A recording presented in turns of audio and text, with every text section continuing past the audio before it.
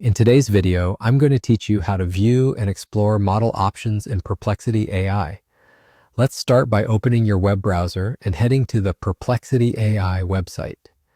Any modern browser works fine. Once the page loads, you'll land on the main interface where you typically type your questions. If the site looks slightly different from what you've seen before, that's normal. Perplexity updates its layout from time to time, but the core actions stay the same. You don't need to change any settings or create a new account just to follow along.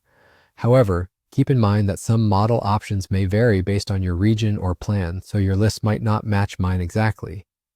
Next, look for the model control on the page. It's usually at the top or near the prompt area, and it might appear as a button, a drop-down, or a small toggle labeled model.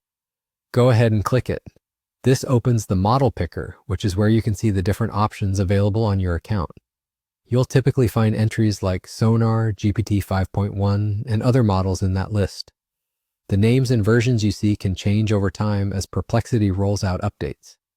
For example, if you've heard about a model like GPT-4o but don't see it, that's likely because your account is showing a newer or different release, such as GPT-5.1, or the service has consolidated models to streamline choices. That's expected behavior and not a sign that anything is wrong. Inside the model picker, each option usually includes a short label or description that hints at what it's best for. Some models are known for speed, while others prioritize deeper reasoning or more comprehensive answers. If you're evaluating which one might suit your needs in the future, skim those brief descriptions and note any cues about performance or capabilities. You don't need to make a selection right now to complete this walkthrough. Our goal here is simply to open the menu and understand what's available to you. And that's it. Once you've opened the model menu and reviewed the list, you're done. You now know exactly where to find the model options in Perplexity AI and how to bring them up whenever you need them.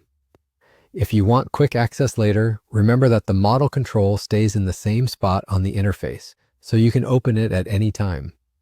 If something looks different later on, it's probably due to a routine update, but the process of clicking the model control remains the same. Thanks for watching, and I hope this helps you feel more confident navigating Perplexity's model choices.